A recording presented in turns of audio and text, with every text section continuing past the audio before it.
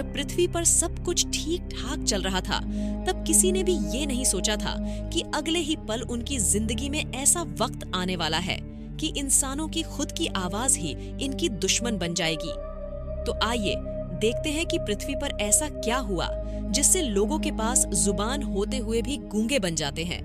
कहानी की शुरुआत में आसमान से काफी सारे एस्ट्रॉयड धरती पर गिरते हैं। उनमें से एक सिटी में भी जा गिरता है, जिससे लोगों के बीच भगदड़ मच जाती है और काफी ज्यादा शोर होने लगता है।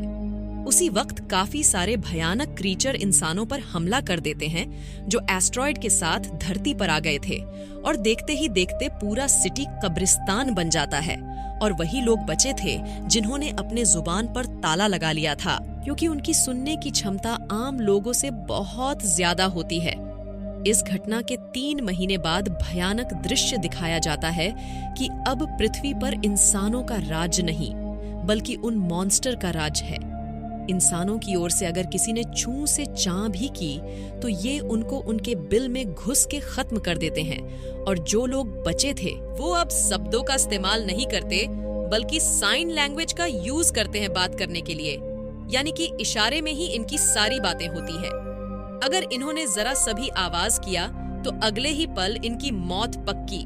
इस भयानक परिस्थिति में ली नाम के व्यक्ति को दिखाया जाता है, जो अपने 3 बच्चों और वाइफ एवलिन के साथ बड़ी मुश्किल से एक एक दिन काट रहा होता है, इस उम्मीद में कि एक ना एक दिन इनको कोई तो बचाने जरूर आएगा। इसलिए वो हर रोज रेडियो से मदद बुलाने की कोशिश करता है, मगर हर बार इसके हाथ निराशा ही लगती है। अगले दिन अपने पूरे परिवार के साथ स्टोर से खाने पीने के साथ मेडिसिन लेकर निकलता है। तब इसका छोटा बेटा व्यू एक टॉय को उठा के अपने साथ घर की ओर उनके पीछे निकल पड़ता है। रास्ते में वो उस टॉय को स्टार्ट कर देता है, जिससे साउंड बजने लगता है। आवाज सुन के वो मॉन्स्टर उसकी ओर काफी तेजी से बढ़ता है। ली उस तक पहुंचता उससे पहले ही वो मॉन्स्टर इनके सामने उसको मार देता है, और ये कुछ नहीं कर पाते हैं। इस हादसे के 14 महीने बाद दिखाया जाता है कि ली अपने बेटे मार्कस को बाहर उन मॉन्स्टर से कैसे बचना है, ये सब बताने के साथ मछली भी पकड़ रहा था। वापस लौटते वक्त रास्ते में एक औरत को उन मॉन्स्टर ने मार दिया था। ये देख के ली उसके हस्बैंड को शांत रहने का इशारा करता है, मगर वो अपनी पूरी ताकत लगाकर जोर से चीखता है, और अगले ही पल वो भी उन मॉन्स्टर के हाथों मौत के घाट उतर जाता है। ये सब ली दूर से देख रहा था, क्योंकि उसके चिल्लाने से पहले ही ये अपने बेटे को लेकर वहां से भाग गया था।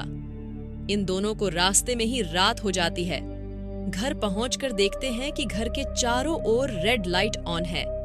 ली समझ जाता है कि एवलिन मुसीबत में है, और इसकी बेटी रेगन भी घर पर नहीं थी। इसलिए ली मार्कस को इनके पास जितने भी पटाखे और रॉकेट रखे थे उनको छोड़ने के लिए भेजकर खुद शॉटगन लेकर तैयार हो जाता है। जैसे ही आसमान में पटाखों की आवाज गूंजती है, ली तुरंत भाग के एवलिन को बचाने घर में चला जाता है। अंदर वो इसको कहीं नहीं दिखती। उधर रेगन भी आसमान में रोशनी देख के घर की ओर निकल पड़ती है, क्योंकि वो बोल नहीं सकती थी और ना ही सुन पाती थी। इधर इसको लगता था कि वो मारी गई, तभी ये उसको देख लेता है। उसके हाथ में एक बच्चा था जिसको उसने इस भयानक परिस्थिति में जन्म दिया था। उसके रोने से पहले ली इन दोनों को बेसमेंट में लेकर जाता है, मगर वो रास्ते में ही रोने लगता है। तब तक ली दोनों को नीचे छिपा देता है, जिससे तीनों की जान बच जाती है। लेकिन बाहर अभी भी इनके 2 बच्चे उन मॉन्स्टर के बीच में फंसे हुए थे। ली एवलिन से कहता है कि मैं उनको ढूंढ के लाता हूँ, तुम यहीं आराम करो। जाने से पहले वो पानी का नल ओपन कर देता है, ताकि पानी गिरने की आवाज से बच्चे के रोने की आवाज उनको सुनाई ना दे। लेकिन फिर भी एक मॉन्स्टर एवलिन के पास बेसमेंट में पहुंच जाता है, और वो बच्चे को बहुत ही होशियारी से लेकर पानी के पीछे छिप जाती है, जो ऊपर से नीचे गिर रहा था।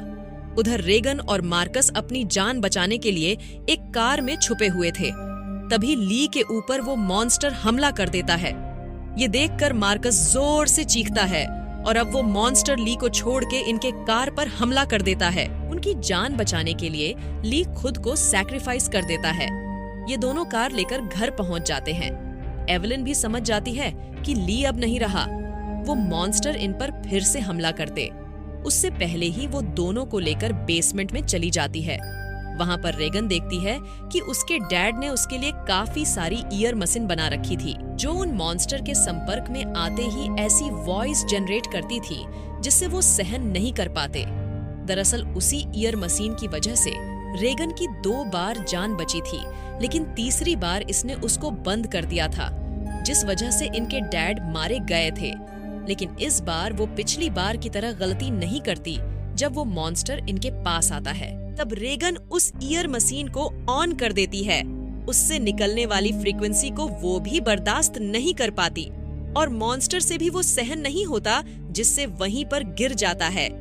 इनको लगता था कि वो मारा गया, लेकिन अगले ही पल वो फिर से इन पर हमला करता है। लेकिन इस बार एवलिन उसके सर पे शूट करके उसको खत्म कर देती है। बंदूक चलने की आवाज सुन के आसपास जितने भी मॉन्स्टर मौजूद थे वो सभी इनकी ओर आने लगते हैं। ये देखकर रेगन मशीन की फ्रीक्वेंसी हाई कर देती है और एवलिन गन को रिलोड करके नए घर की तलाश में निकल जाती है। रास्ते में मार्कस का पैर ट्रैप में फंस जाता है, जिससे वो जोर जोर से चिल्लाने लगता है। एवलिन उसको शांत रहने को कहती है। जब तक वो शांत होता तब तक एक मॉन्स्टर इनके पास आ जाता है, मगर रेगन उसको पिछली बार की तरह उस फ्रीक्वेंसी साउंड की मदद से रोक के रखती है। मौका मिलते ही एवलिन उसको शूट कर देती है, जिससे वो मारा जाता है। अब इनके पास बस कुछ पलों का वक्त बचा है, कहीं छुपने के लिए, नहीं तो और भी मॉन्स्टर आके इनको मार देंगे। इस बार इनकी मदद ली का दोस्त मैट करता है, जो इनके ऊपर पहले से नजर रखा हुआ था।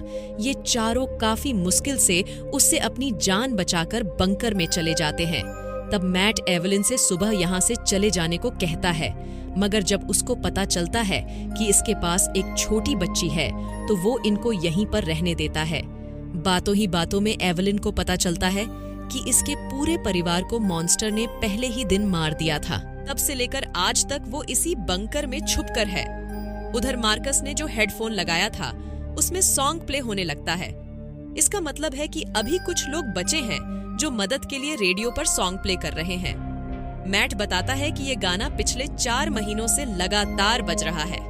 इस पर रेगन इशारे में बताती है डैड ने ये जरूर सुना होगा, इसलिए वो उनसे लगातार कांटेक्ट करने की कोशिश कर रहे थे। मैट उसकी बात मानने को तैयार ही नहीं था कि अभी भी लोग जिंदा होंगे। ये बोलकर वो इनके पास से चला जाता है। रात में रेगन अपने भाई मार्कस को बताती है कि मैंने पता लगा लिया है कि वो सिग्नल कहाँ से आ रहा है, इसलिए मुझे इसका पता लगाने जाना होगा कि क्या सच में वहाँ पर लोग हैं भी या नहीं। जैसे ही मुझे पता चल जाएगा तो मैं रेडियो पर मैसेज करूंगी। मार्कस उसको जाने से मना करता है, लेकिन अगली सुबह वो किसी को बिना बताए ही निकल जाती है। जब एवलिन को पता चलता है कि रेगन यहाँ नहीं, तो वो मैट से उसको ढूंढ कर लाने को कहती है और ये उसको तलाश करने निकल जाता है। उधर उसके ऊपर एक मॉन्स्टर ने हमला कर दिया था। इसको लगता था कि अब ये गई, तभी मैट उसको शूट करके रेगन को बचा लेता है। अगर ये यहाँ से नहीं भागे तो बाकी मॉन्स्टर इनके ऊपर हमला कर देंगे, इसलिए यहाँ से भाग के ये दोनों रात तक समंदर के किनारे पहुंच जाते हैं।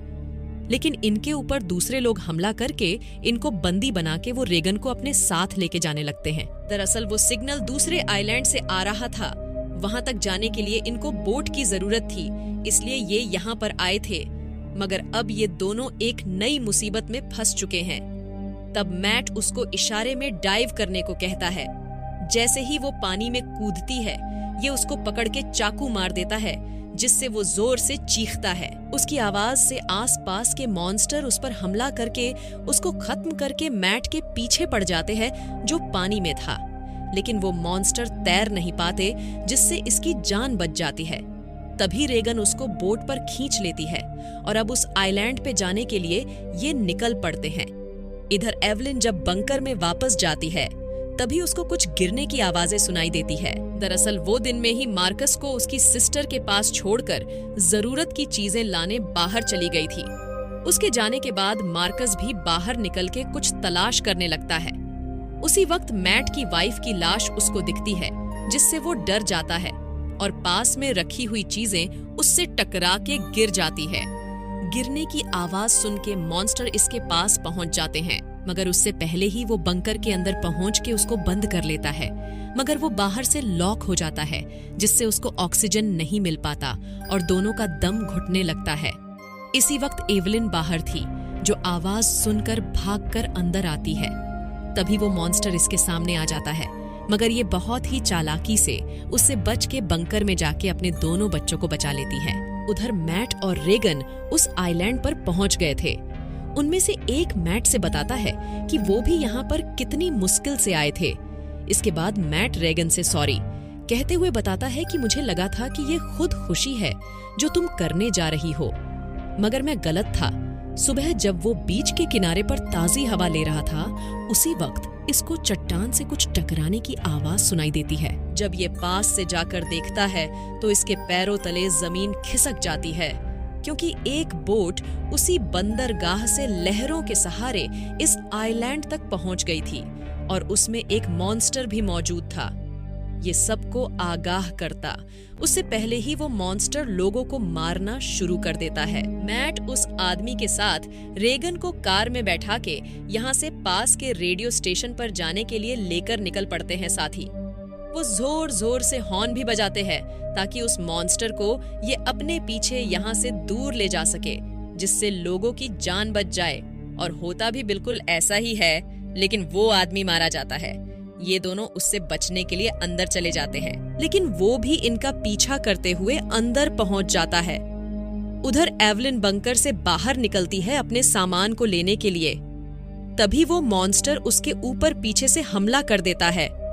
वो इनको मारता उससे पहले ही इधर रेगन हाई वॉल्यूम करके उसी साउंड को ब्रॉडकास्ट कर देती है, जिससे दोनों मॉन्स्टर सहन नहीं कर पाते। इधर मार्कस रेडियो को अपने साथ उसके पास ले जाके उसको गन से शूट कर देता है और उधर रेगन भी उसके सर में एक रॉड घुसा देती है, जिससे उसकी मौत हो जाती है। खुद के साथ इसने अपने मॉम और भाई की भी जान बचा ली थी। इसी के साथ ये कहानी यहीं पर खत्म हो जाती है। आगे की स्टोरी आने वाली मूवी में कंटिन्यू होगी, जो बहुत जल्द ही रिलीज होने वाली है। थोड़ा और इंतजार करिए, उस मूवी का भी एक्सप्लेनेशन इस चैनल पे अपलोड किया जाएगा। तब तक के लिए इस चैनल को सब्सक्राइब करके रखें। उम्मीद करते हैं कि हमारी मेहनत आपको पसंद आई होगी।